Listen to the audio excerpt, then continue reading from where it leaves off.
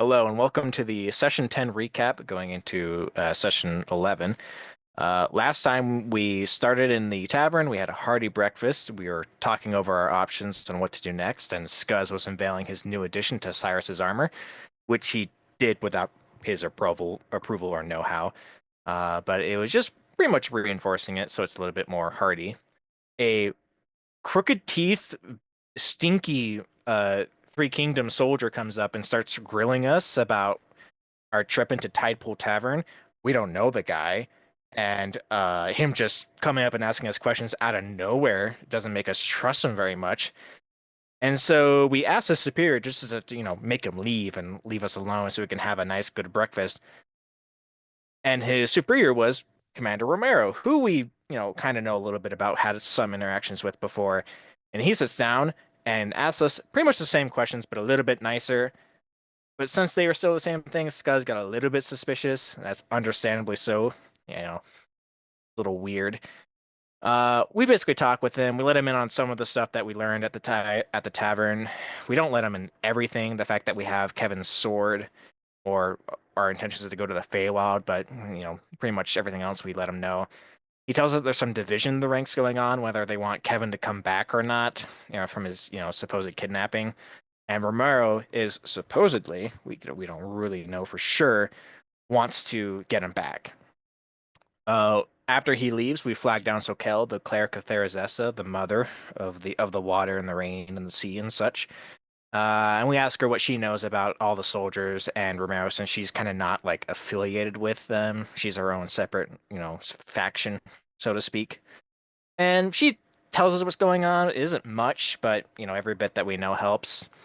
We fully tell her what we're going to do. We plan on going into Taipu Tavern and going in while it's flooded, saying that we might need some help with some breathing because we're not fish.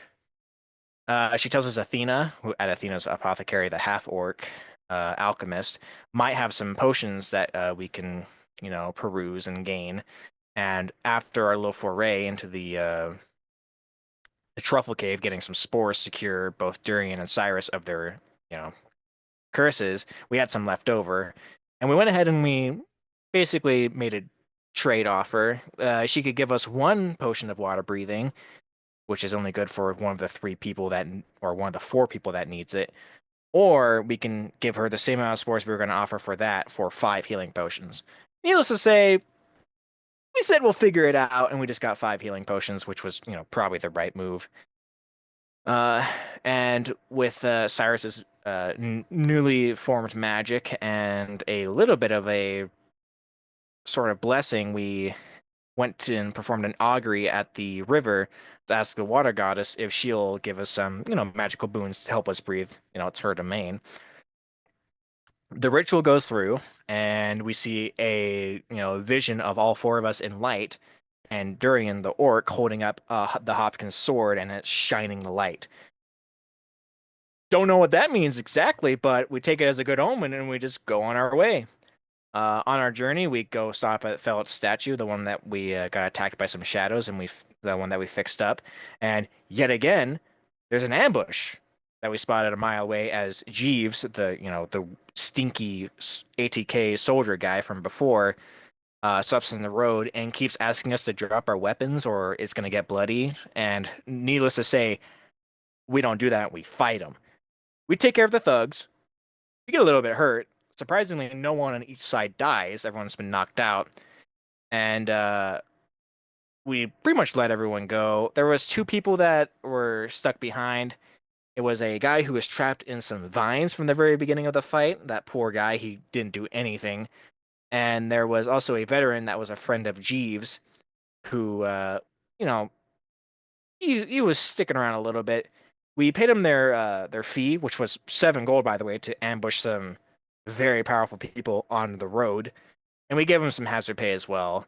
And pretty much everyone that was left behind was on the same wavelength that this ambush didn't happen, or might misremember some stuff about where their weapons were that we looted. Of course we did, and why they were so hurt.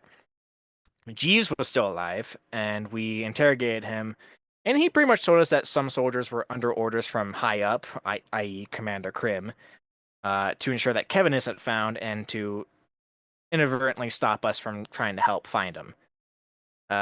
Kevin was apparently given from Krim to the master, who's like the evil necromancy guy who rules the city, uh, as a gift to Lady Jude, who wants the Shadow of the Mountain as her domain. She's an evil Fey queen of some sort. Uh, After we had our little session with Ask Jeeves, remember that, we went along our way and we stopped by the Mushroom Cave, the Truffle Cave, and Durian gave a little durian to them as a little peace offering, saying sorry and thank you. And then we ended off there. That was the recap for session 10. Thanks for joining.